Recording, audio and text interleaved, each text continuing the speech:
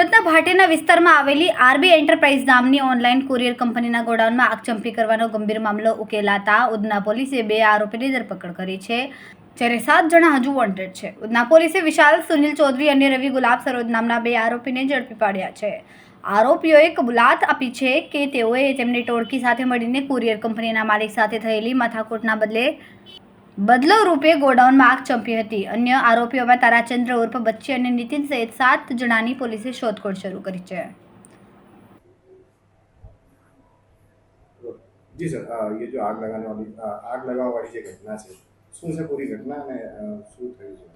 Udhna police સ્ટેશનના હદમાં આવેલ ભાઠેના જે વિસ્તાર છે ત્યાં આગળ આરબી એન્ટરપ્રાઇઝ નામની જે કુરિયર એજન્સી છે એના માલિક આમોલ ભગવાન પગારે આ કમ્પ્લેન આપેલી છે અને 21/7/2025 રાતના 2:30 થી 3:30 સમયગાળા દરમિયાન આ આગજનીની ઘટના બની હતી, જેમાં અમે BNS 326G 189(2) અને 3(5) મુજબ ગુનો રજીસ્ટર કરેલો છે.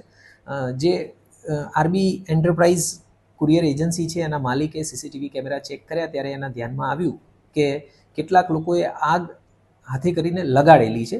એમાં ચેક કર્યા બાદ ધ્યાનમાં આવ્યું કે એમાં 2 જે આરોપી છે, વિશાલ ચૌધરી, રવિ સરોજ, કે જેને હાલ અત્યારે અરેસ્ટ કરવામાં આવ્યા છે, એની સાથે અન્ય 4 થી 5 જેટલા ઈસમોએ આ આગ લગાડવાની જે ઘટના છે એને અંજામ આપેલો હતો.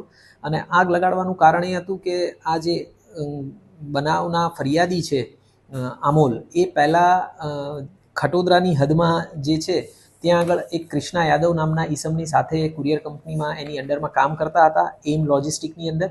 અને એમ લોજિસ્ટિકમાં એમને પગાર બાબતે માથાકૂટ થતાં એમણે એમ લોજિસ્ટિક છોડી દીધી અને પોતાની કુરિયર કંપની, મેં કીધું એ પ્રમાણે આરબી એન્ટરપ્રાઇઝ શરૂ કરી. એમાં જે ધંધાની અદાવત છે એના કારણે થઈ અને આ આગ લગાડવામાં આવી છે એવો એમણે શક જાહેર કરેલો છે. આ બાબતે અત્યારે સીસીટીવી ફૂટેજ અને અન્ય સોર્સિસથી અમે ઇન્વેસ્ટિગેશન કરી રહ્યા છીએ અને બાકીના જે પણ આરોપીઓ છે એમને જલ્દીથી જલ્દી અરેસ્ટ કરવામાં આવશે. સર, આ જે આગ લાગી છે, જે આગ લગાવવાવાળા હતા એ જાતે સળગી ગયા છે?